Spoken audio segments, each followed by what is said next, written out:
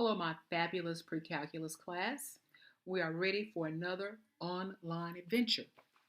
Today, we will solve trigonometric equations quadratic in form. Well, let's review the quadratic form. It's what ax squared plus bx plus c equals 0.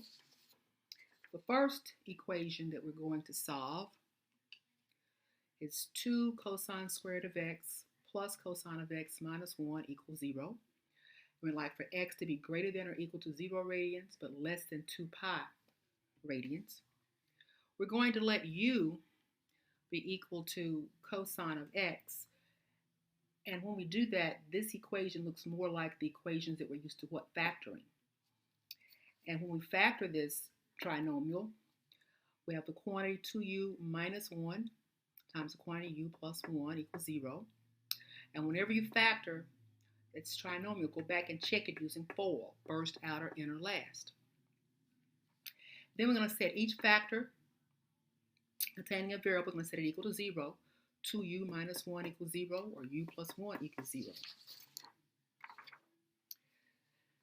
So let's solve the first one, where it's 2u minus 1 equals 0, 2u equals 1, u equals a half. We're going to substitute, again, for the u, the cosine of x is equal to a half. So x equals inverse cosine of a half. Remember, when we're looking for an angle, we always use our inverse trig functions. Cosine is positive in the first and the fourth quadrant. So we want a cosine that's a positive of half in the first quadrant. So come over here to our unit circle. And remember, cosine is the x-coordinate on the unit circle. So here we have a half right here, which is pi over 3, which is the same thing as 60 degrees. So we have pi over 3. Then we're going to go to quadrant 4, where cosine is also positive.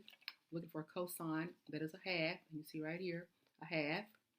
And that's 5 pi over 3, which is the same thing as 300 degrees. We also have to solve this part, this factor, u plus 1 equals 0. U equals negative 1. Remember, u is cosine of x. So x equals inverse cosine of a negative 1. So we're looking for a cosine that's a negative 1 on the unit circle. So here's the x-coordinate, and it's pi radians, 180 degrees. So I have x equals pi.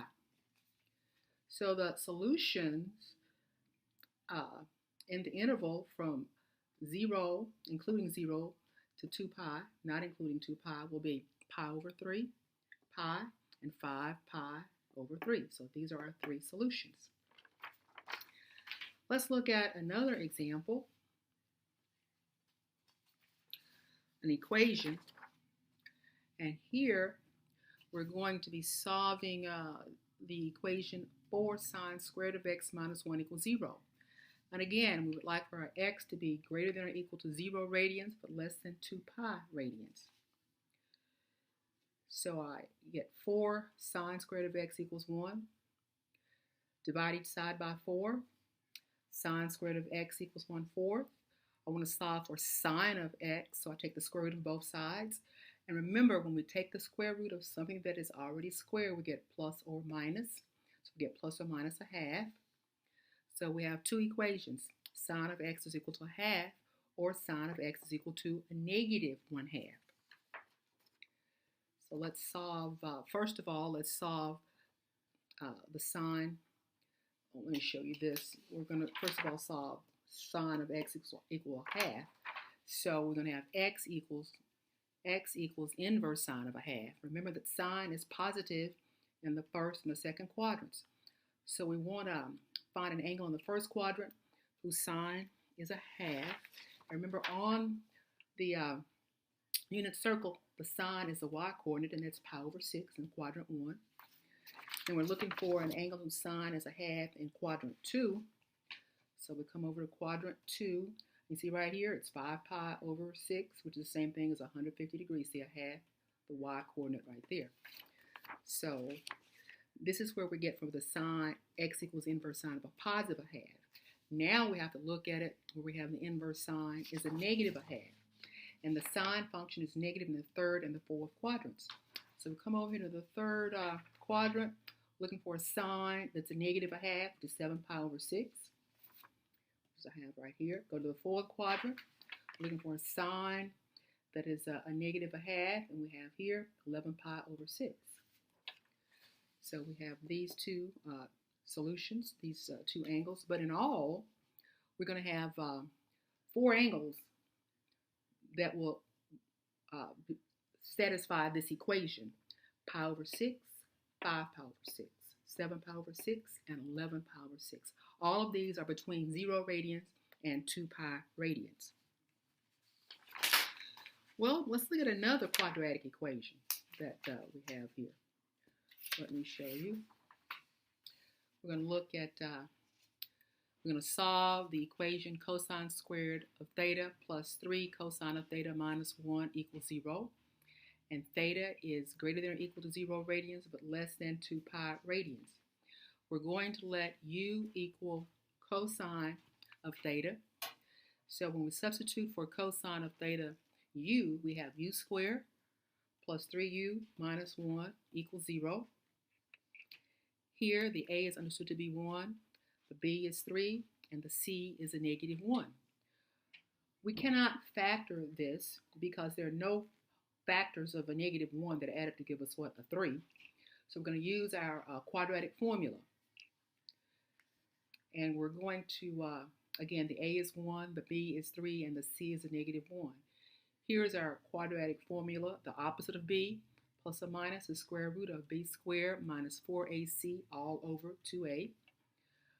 The opposite of b is a negative 3, plus or minus. The b is 3, so it's 3 squared, minus 4 times a, the a is 1, times the c, which is a negative 1, over 2 times a. And remember, the a is 1. So we have here negative 3 plus or minus the square root of 3 squared is 9. Negative 4 times 1 times a negative 1 is a positive 4. So we have u is equal to negative 3 plus or minus the square root of 13 all over 2. Notice we have 2 answers here. So let's first of all solve the positive one. So we're going to have here where u is equal to negative 3 plus the square root of 13 over 2. Remember, we let u be the cosine of theta. So here, theta equals inverse cosine of negative 3 plus the square root of 13 over 2. And I simplified this to show you that this is a positive ratio. Well, it's a positive number, a decimal here. And cosine is positive in quadrant 1 and quadrant 4. So we're going to have here, you put this into your graph and calculator, you're going to get theta is approximately 1.26. And remember, in the first quadrant, this is the reference angle also. And the way that we find theta in the fourth quadrant is that we subtract that reference angle from 2 pi. We get approximately 5.02. So our 2 answers here will be theta is approximately 1.26 and 5.02. Now remember, this was a positive ratio, so we have to go over here and solve for the negative ratio. So here we're going to have cosine of theta equals negative 3 minus square root of 13 over 2, and theta equals inverse cosine of negative 3 minus square root of 13 over 2. And when we put this into the graph and calculator, we get an error. Since the domain for inverse cosine is negative 1 to 1 inclusive, and you see I did this decimal right here. This is a negative 3.3028, and that is outside of the range for the domain for our inverse trig function. So we only have 2 answers here. Theta is 1.26, or theta is 5.02. And we've been using the quadratic form to solve trigonometric equations. And remember, when you're reviewing this video, stop, rewind, review. Stop, rewind, review. My love goes out to you.